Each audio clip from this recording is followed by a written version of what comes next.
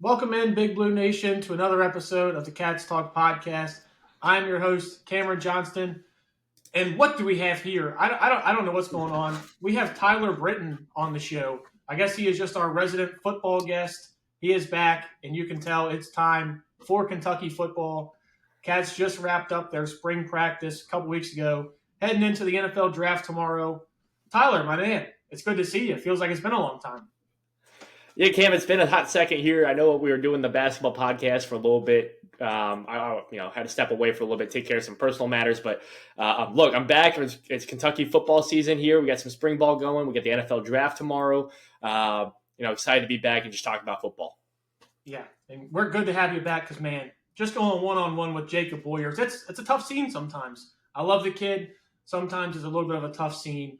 You mentioned the NFL draft. Kentucky's got some prospects that we're expecting to be drafted. Let's just go ahead and dive into that a little bit. I mean, a tale of two seasons, really. Max Hairston was a projected, late first-round pick, early second-round pick, and he maintains that status. Deion Walker, top 10 consensus pick, and we'll be lucky to see him on day 2 of the draft. Let's give me some of your thoughts on some of those guys. Yeah, it's kind of bittersweet to see them go. I know we gave Deion a lot of crap last year for not necessarily being the most productive. We kind of joked about him being the Albert Haynesworth of Kentucky last year. I think Kentucky had a lot of problems, but regardless, he's still a huge talent. That he's going to be leaving a huge void for us on the defensive line there. Maxwell Harrison, one of the best in the SEC. I know we missed some time last year, but it's going to be a huge gap to fill. Big shoes to fill. So. Excited for these guys, representing the NFL, but definitely some big holes that are going to have to be fixed up here. Yeah, and I'm really excited for Max. Like you mentioned, battled injuries the entire year, had a great year prior, had an insane combine, ran the fastest in the NFL at a 4.28 40. Just seeing the smile on his face after he finished that, he knew he ran fast, knew he ran quick. That's the time that he wanted to run. And he's seen his draft stock really take off since then. I mean, he's projected to go anywhere from pick 19 to the Tampa Bay Bucks, anywhere into early second round. And he did finally get invited to the draft in Green Bay. So it's looking more and more likely that he's going to be that first round pick. Yeah, excited for him. He's going to be very deserving of that first round pick. Hopefully we can see him on Sundays and he's making some big plays. There's usually one great corner every single year that comes in and just dominates the NFL. Let's hope he's one of those guys and not one of the busts. But let's talk about Deion Walker for a second. He came in last year and he was supposed to be a perennial top 10 pick going into the NFL draft this year. Seems like there's been some slippage here getting into the draft. Can you talk to us a little bit about what your thoughts are? What does that mean for the program? What does that mean for Deion moving forward? Yeah, I really don't think it means too much for the program. Really, it just kind of shows what we already knew, that there was just a lax in the culture last year. Team was allowed to do whatever they wanted, whenever they wanted. Some guys were allowed to relax and, just ride on their abilities. Barry Brown's one of those guys who we'll talk about a little bit later as he left. But Deion, it's really just what could have been this year. We were talking about him in the offseason as he's got a chance to live up to, Josh Allen and be among those likes on the Kentucky defensive side of the ball. And just, he was injured, supposedly there was a back issue throughout the season, but he obviously didn't come into the season in great shape, didn't really work to tune his body up. And the NFL scouts, they put hours and hours into their craft. They're going to see stuff like that. They're going to see you getting high with your pad level, not being in shape. And, you and I mentioned it in the offseason. His upper body is massive, and his lower body is worse than mine. And I'm not known for having big legs myself. So, unfortunately, with Deion, it's just really just what could have been. Obviously, I still think he's probably going to go somewhere in the third round just because 6'6", 350, with that movement ability that he has. The NFL is a traits league, and I do think some team will take a flyer on Deion Walker in the third round. Yeah, listen, first let's address your legs there for a second. You have chicken legs, all right, pal? If you would hit the Tom Britton workout every now and then and take some proteins, maybe some vitamins on the side, maybe you'll get up to Deion Walker's size. But well, that's a different subject for a different day, for a different podcast. But I agree with you. I think if once Deion gets into the NFL, I think that he'll have he will get into the NFL just based on pure talent size.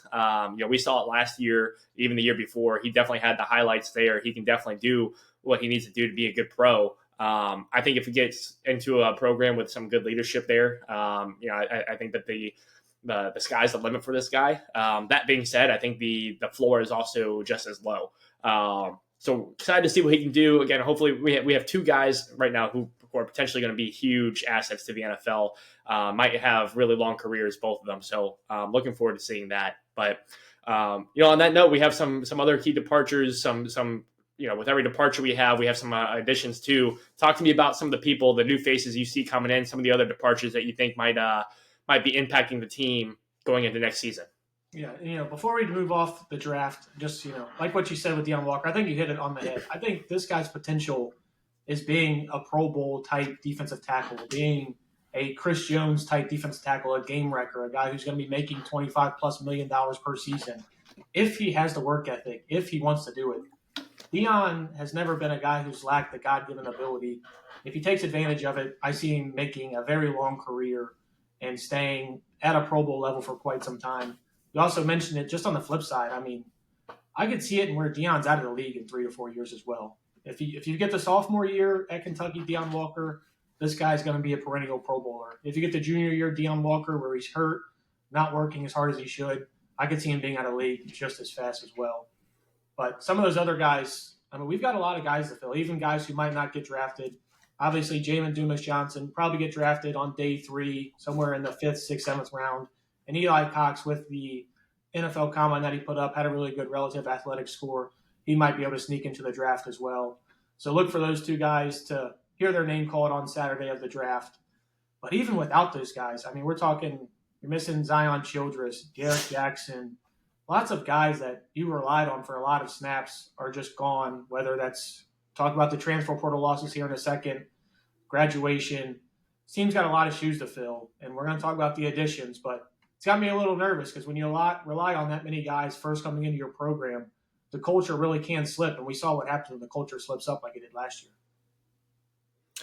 Yeah, I absolutely agree. It's going to be some big shoes to fill. We were talking about, a little bit off the air. Barian Brown is, electric receiver, someone that we could think of filling the shoes of Dane Key, and really just being a really good asset to the offense, to the kick return game, the punt return game, so on and so forth. So, but I got some additions there on the receiving core there with Kendrick Law and Hardly Gilmore as well. Tell me your thoughts about those two guys.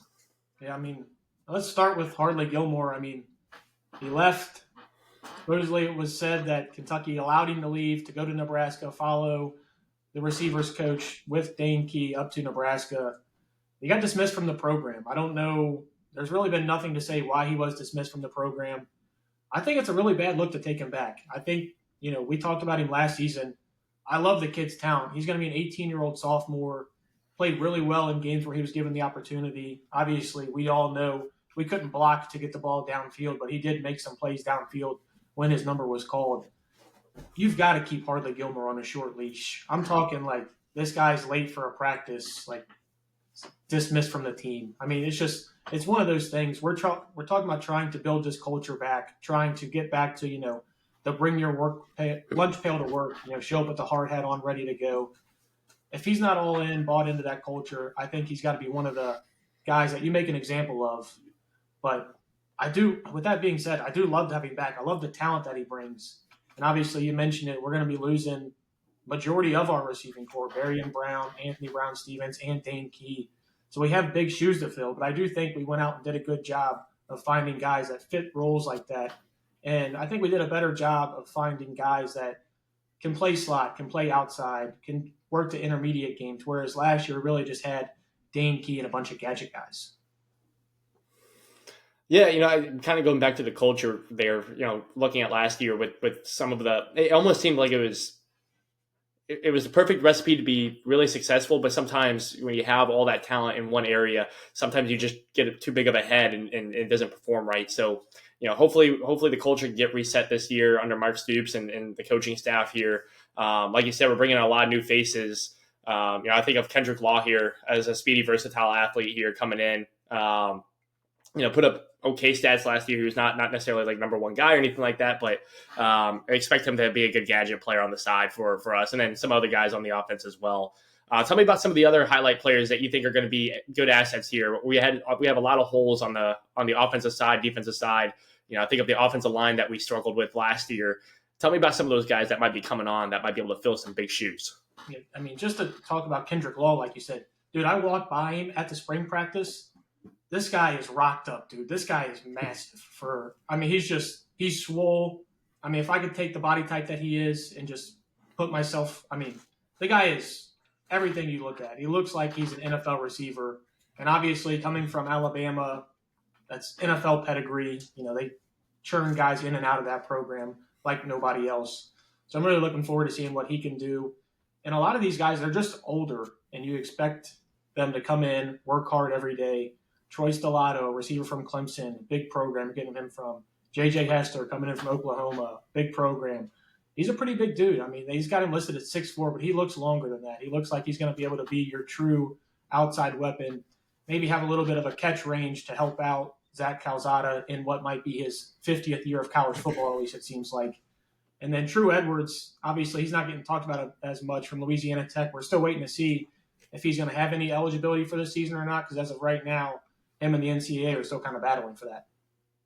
Yeah, I mean, look, we got, kind of going off of that, we also have a few new offensive linemen. We were talking last year, pretty much every podcast, about how bad the offensive line was, how it felt like every yard gained was, it was a battlefield. And quite literally, we both believe at this point that Brock Vandagriff retired from football just because of his offensive line. It was that abysmal last year. We had really, really low ratings.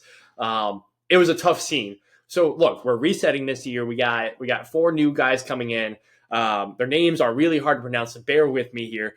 We got Josh Braun, who's probably the easiest name. Correct me on that. But we got Shiza Pete. We got Evan Wilberly. And we got Alex Waschlager. Sounds like a good beer if you ask me later. But tell me about these guys. They're going to be filling in some holes on the offensive line. Hopefully we can get better production. But what are your expectations from this year? What did you see while you're at the spring training game, or practice, whatever they call it nowadays? And what should we expect from these guys for the 2025 season?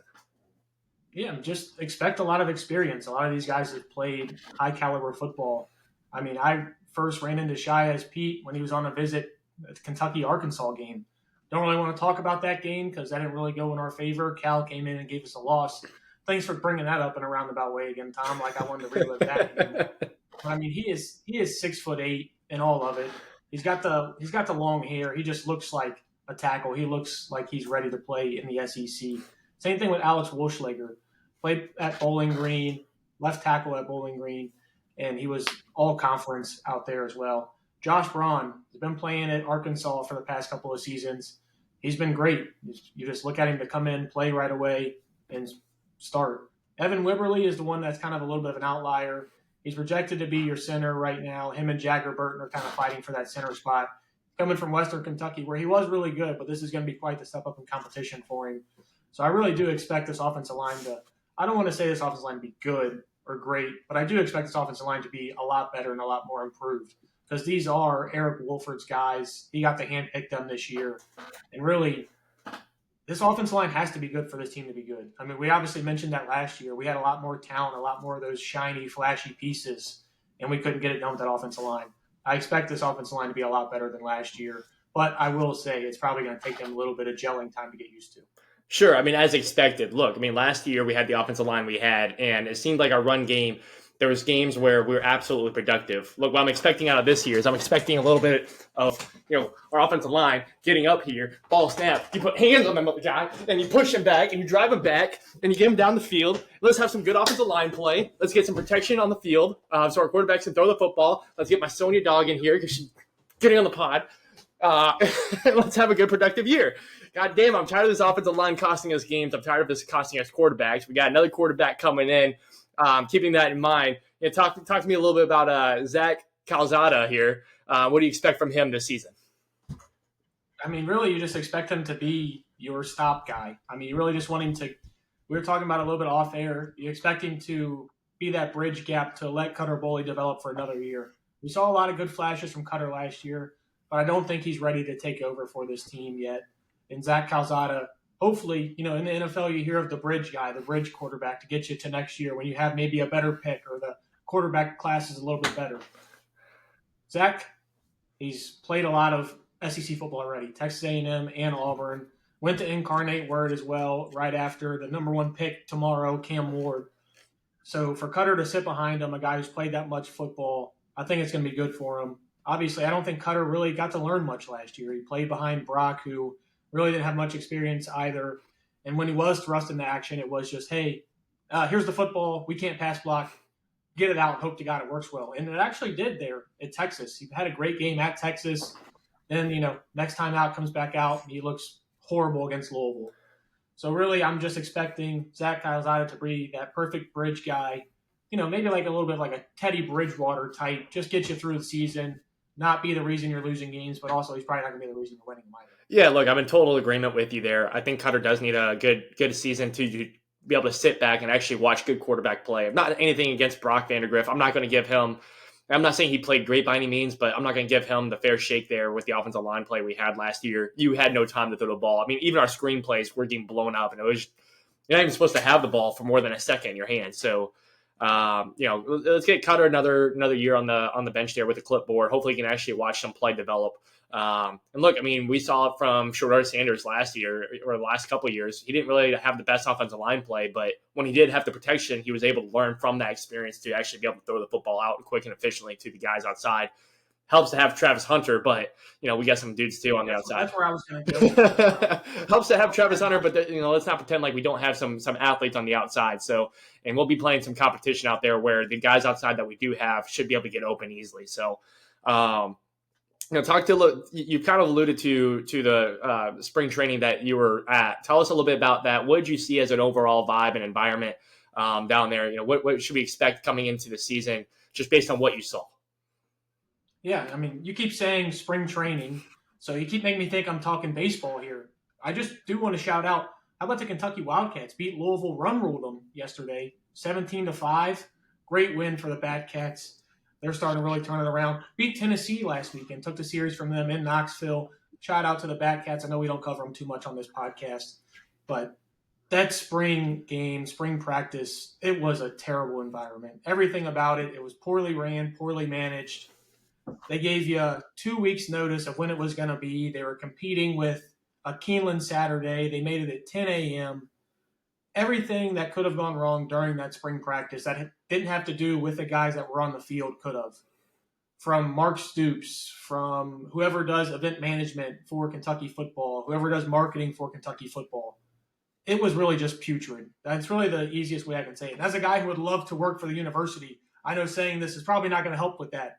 But it was terrible. Everything about it. I love Kentucky football. I love covering Kentucky football. And it was so bad that I wanted to leave early. And, if I'm saying that as somebody who drove down there 2 hours to go watch it, it's pretty bad. Yeah, let's hope that the regular season doesn't go anything like that. Maybe they're just trying to, kind of keep it on the down low until the season starts. Obviously, everybody was thinking just getting off a high with the basketball season, getting back to good Kentucky basketball, more effective Kentucky basketball. Maybe we're trying to pump the brakes on football for a second after the record that all the hype that came in from last year for the football season just to end the way it did. Maybe they're trying to ease off a little bit, ease back into it, and then week one we'll just see a dominant win over Toledo. So you see, I almost take the opposite approach with it. I think you gotta pump some life into this program. I mean, this fan base was at war last year. You had guys that were pro Mark Stoops staying, a lot of them that didn't want him to stay. I think they should have taken the exact opposite approach. Get that to where it's more family friendly. Invite kids out. Make it to where it's a big meet and greet. Like Tyler, as a guy who cheers for the Ohio State Buckeyes, you see how they do that spring game, how they advertise that. I got an advertisement down here in Northern Kentucky on a billboard for their spring game. I barely even knew that the Kentucky spring game was happening because it was a spring practice and I cover the team. So just to show the difference in what it's like. And we had a bunch of recruits on campus for that. And there might have been 1,000 people there. Maybe 1,000 people at Kroger Field. And I would guarantee you 85 to 90% were either working or there for friends and family. It was a really poor look. And I can't imagine that helping recruiting going down the going down the line. Look, I totally agree with you. I will say from a front office standpoint, look, I worked for the Washington football team back in 2021, and it was probably one of the most difficult times to work there. And I worked in ticket sales, so I relied on the energy of the fan base to be able to, sell tickets to people to come out to games. And I can tell you it was really difficult coming off of some really bad years. Obviously, some other stuff going on inside the organization, but maybe that's the mindset that they have going on in the organization. I'm not saying you're wrong. You're absolutely right. I think there is some, obviously get the fans involved, get the kids involved, get the new stars you have bringing in involved. But it certainly is easier for Ohio State when they won a championship last year and, Kentucky. Yeah, theirs is like that regardless. Yeah, sure. I agree with that too. They have a long lasting tradition with that too. So I agree on both sides. I get both sides of it, but just want to throw that out there. But listen, you're still there. Let's stop talking about the front office for a second, because obviously they don't play football. Let's talk about the athletes on the field, the coaches on the field. What do you see from a performance standpoint from our new competition? You obviously talked about walking by some of these players, and they're big and massive, and that's a good feeling for a fan who's like, okay, cool, we need some big guys, some fast guys. But what did you see on the field? Did you see some cohesiveness? Did you see some good drills? And what did you see while you were there? Yeah, I mean, cohesiveness as much as you can they've practiced all together for 2 weeks. I mean, I think everybody gelled well together. I mean, there wasn't any fights of any sort of like that. There wasn't too much feistiness on this, but again, it was a practice. There really isn't too much to take away. I'd love to come out of that spring practice and tell you, hey man, Kendrick Law is going to have a 1,200-yard season.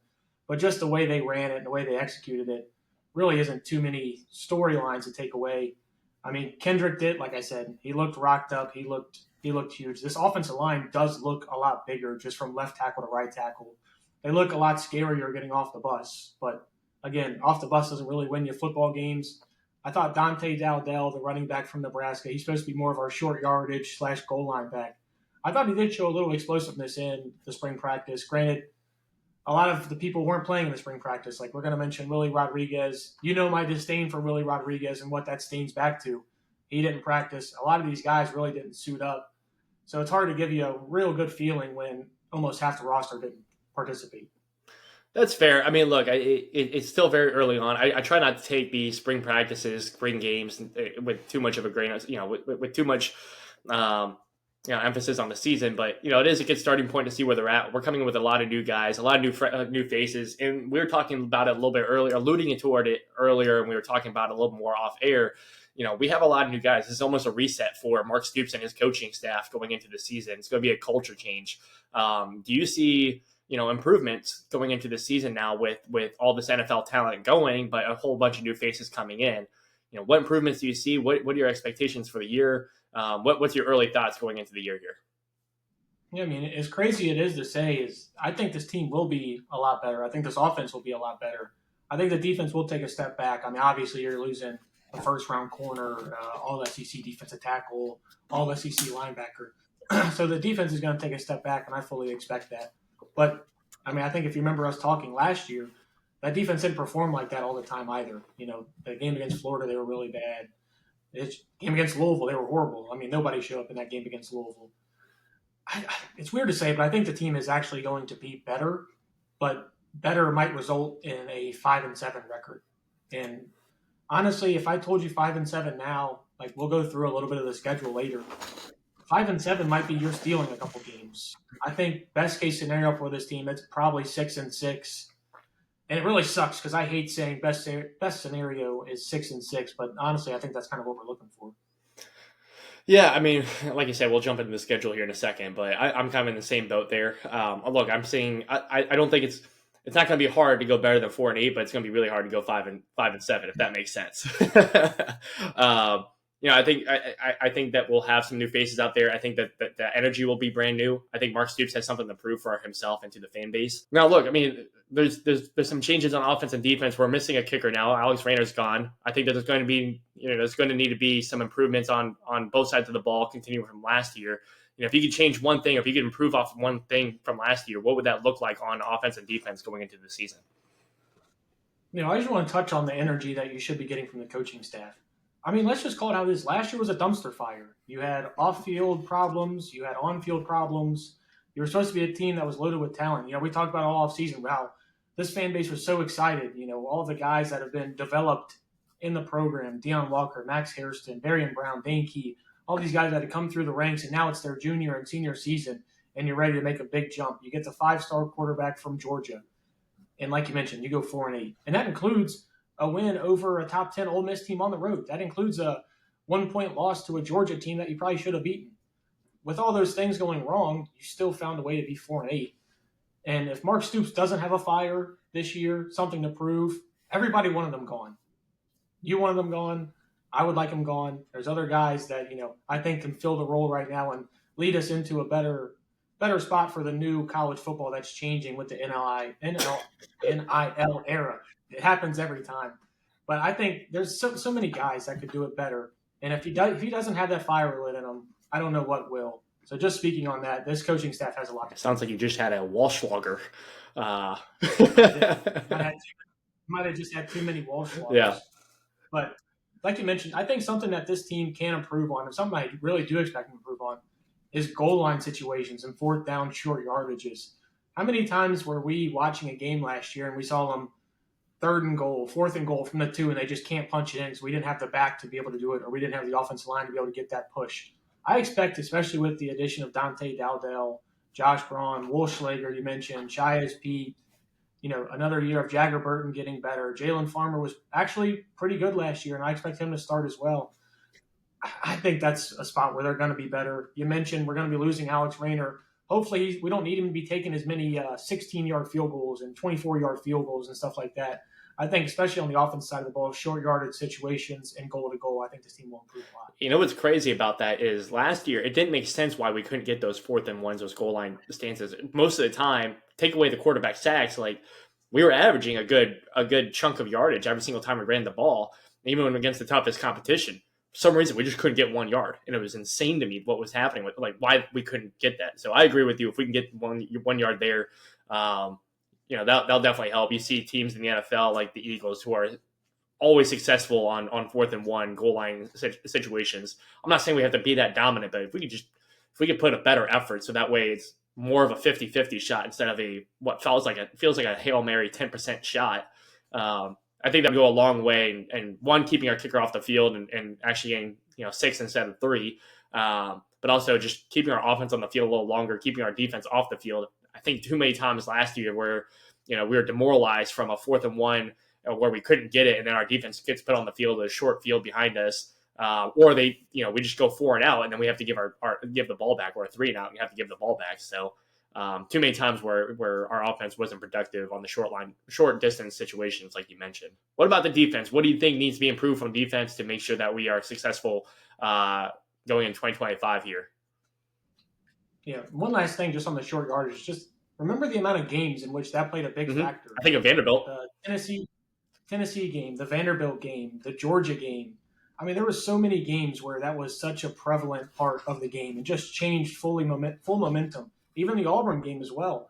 I mean, there's 4 games right there that there's 2 to 3 plays in the game that completely turned momentum and changed the perspective of the game.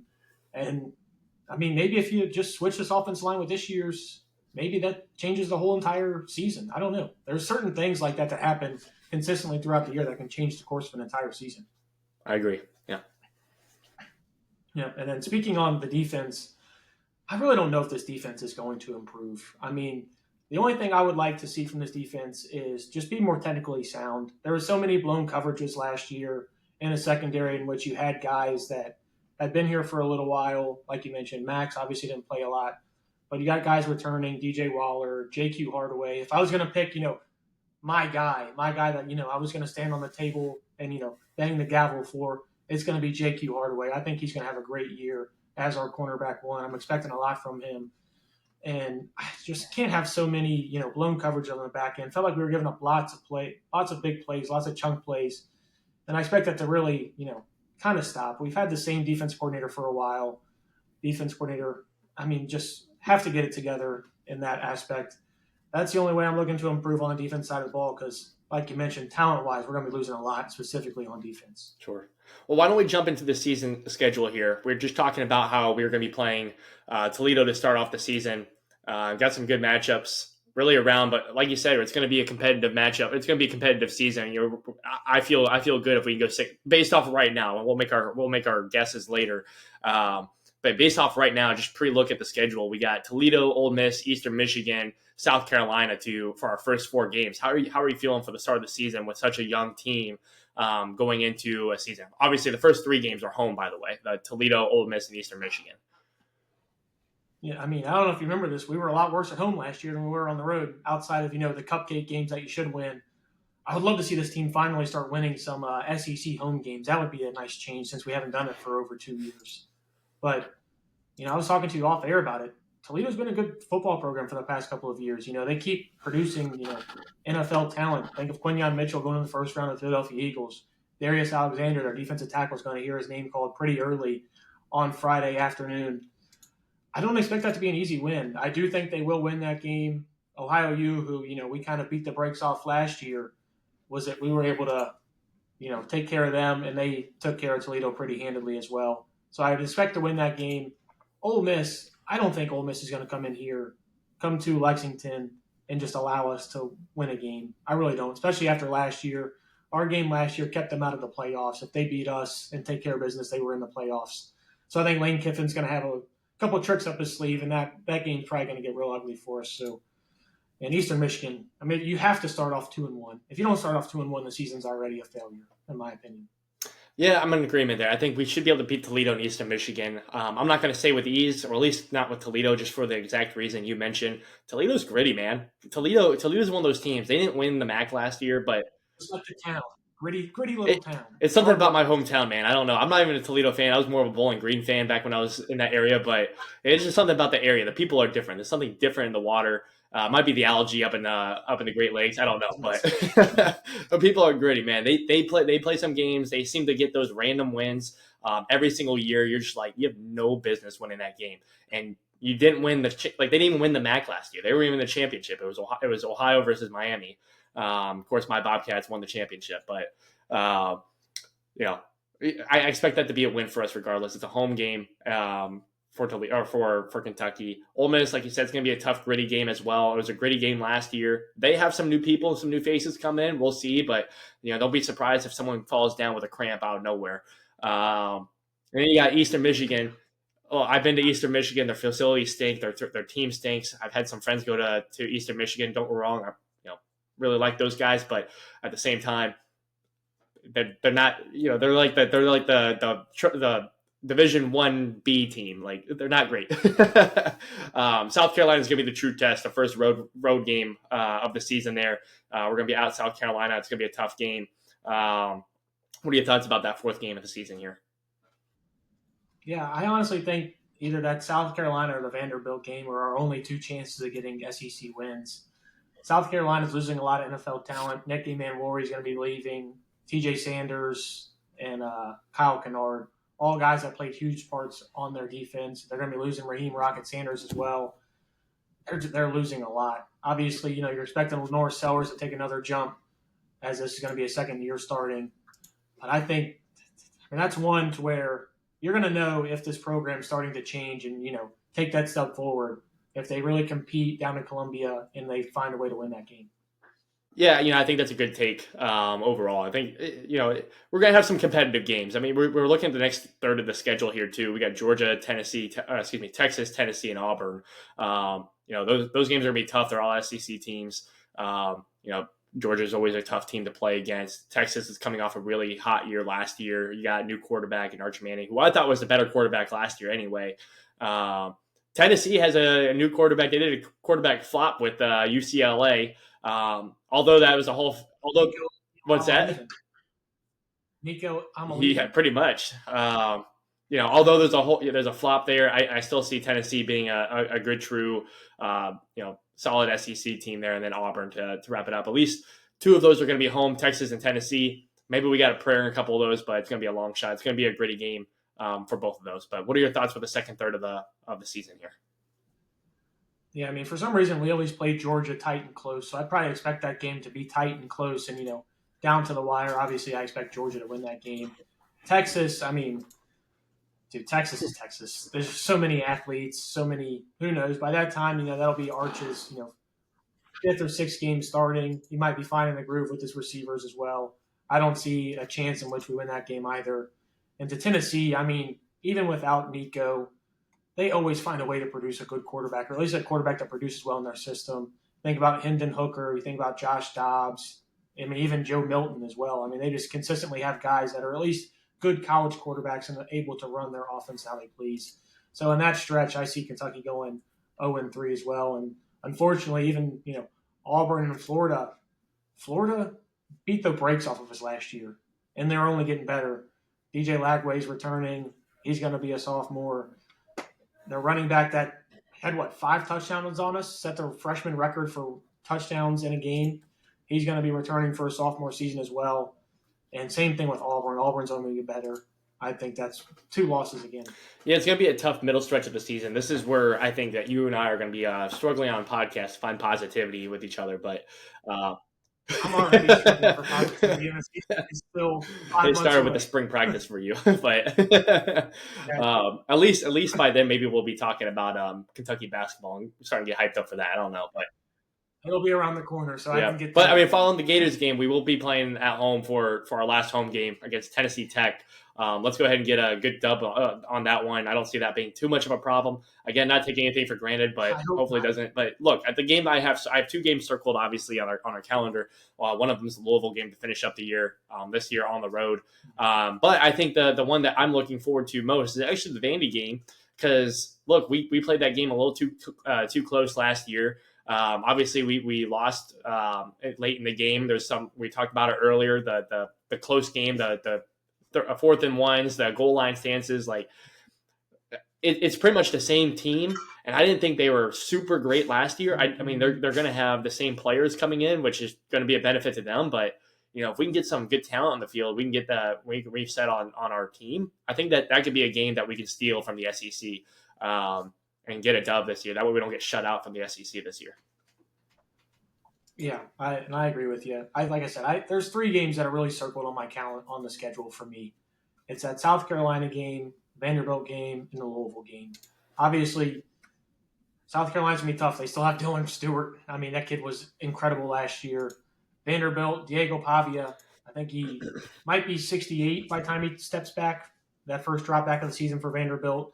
The guy is older than Tom Britton, so, I mean, that's crazy that he's still playing college football. And then Louisville, I mean, they stomped you last year. The game wasn't even close. It was embarrassing on all fronts.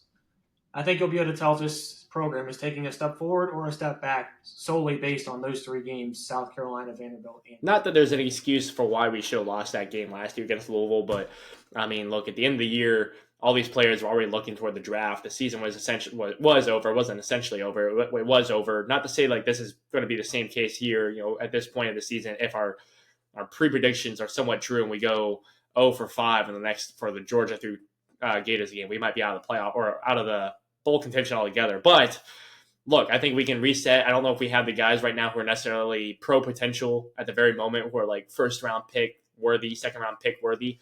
So I think you have a lot of guys at the end of the year, regardless of what our record are, that are just going to be, ready to dominate. So, but let's go into Louisville this year and let's get a dub. That'd be a good way to end the season, and then we get ready for basketball. I mean, that Louisville game has to matter. If that game doesn't matter to you or to those guys, like that's your biggest rival. That is the reason you schedule it at the end of the season every year. So it's something to look forward to. The fans, when you go to Papa John Stadium or whatever the hell it's called now, who knows? I don't know. I think he's being canceled, or at least he was canceled. I don't know. He said some bad things. We all know it. Papa John Stadium. But it gets hasty in that stadium. Fans are throwing stuff. I mean, just self-respect for yourself. Have a little respect for the name that you're playing on the front. You're getting paid by the name on the front now. There's no reason for you not to take this like a job. Take it seriously. And even if they do go, like you said, 0-for-5 in that stretch, or even 0-for-6 with a loss at South Carolina, that Louisville game, at the minimum, gives you at least a little building block to be like, hey, at least we found something to take down Louisville at the end of the year. Absolutely. Cam, anything else you wanted to add in about Kentucky football that you think might be relevant for the fans to know, or any thoughts you had that you wanted to share? I know everything that I just said for probably the last 35 minutes sounded negative, but this offense, I'm actually really looking forward to seeing how they gel. biggest problem is this: we're just in the SEC, man. Everybody has big, fast athletes, guys that they've been grooming to play for 2-3 years, and now are finally getting their chance. I think there's a good chance this Kentucky team is a lot better and a lot more of that Mark Stoops style football team that we came to know and love. You just got to be patient with them, especially this year. It's a tough schedule. I think if we do manage to go 5-7, 6-6, I know it sounds like losers mentality, but take it as a win, and I think that's going to be a nice building block for this team going forward if they're able. Yeah, look, I'm in total agreement with you. I think there's a lot more positives going into this year than last year. I think we were blinded last year with all the talent that was on the field, but it didn't foreshadow what the record was going to be, and it got really disappointing quick. I think this year's a little bit different. I think there's excitement for for different reasons. We got new talent on the field. We don't have necessarily the biggest names on the field, but we got people who have a lot of skill that can play some ball. So. Looking forward to seeing the improvements. Looking forward to see what we can do on the field. Who knows? Maybe by the time we're doing these predictions, we can see that there's a lot more potential on the field. Maybe we swing a couple wins against some of the bigger team names in the SEC, and hopefully we can steal ourselves a bowl game this year. I think that would be the ultimate goal. That might be the highest optimistic viewpoint for right now for Kentucky, but. I do see a little more optimism. This is the most optimistic I have felt since week 1 when you were bragging about how good this team was going to be for my first season covering Kentucky football. So they should have. Yep. I say that's how good they should have been. The talent was there. The team was there. Just like you said, team slacking off. Guys like Barry and Brown, Deion Walker, you need to be pillars of your team, just didn't perform. But hopefully with the senior leadership that you're bringing in, guys like Zach Calzada, guys, that have played a lot of football, really keep the reins tight on these guys and show them what college football is about. And that, hey, listen, you can't just show up and win on Saturdays in the SEC. It's got to be worked for. And I think this team will work a lot harder than last year. I definitely agree. Awesome. Well, ladies and gentlemen, thank you so much for tuning in for yet another Cats Talk podcast. I'm your host, Tyler. This is your other host, Cameron Johnston. Make sure to follow us on TikTok, Instagram, YouTube, everywhere you can think of. We have a platform there. We want to make sure we have you guys following us. Make sure you have your friends and family subscribe as well. Cameron does a lot of live updates or up-to-date updates on TikTok, so make sure to follow him, see his goofy face again. Make sure to comment on there, get his chicken legs back into the gym.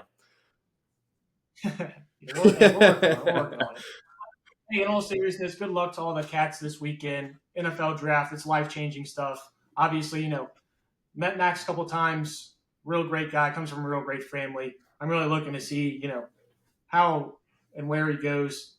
A lot of people have mocked him going to the Commanders up there, Tom. I might have to get another Commanders jersey if Max finds his way to the. Hey, I'm just saying, as long as he can do a little bit better than Emmanuel Forbes, I think they'll welcome him with open arms. But if he turns out to be Emmanuel Forbes 2.0, they're not going to like him. He's going to get booed out of the stadium. Well, you set the bar really low, and I think Max can over. But hey, that's all I got. Obviously, any news comes, we'll update you on it.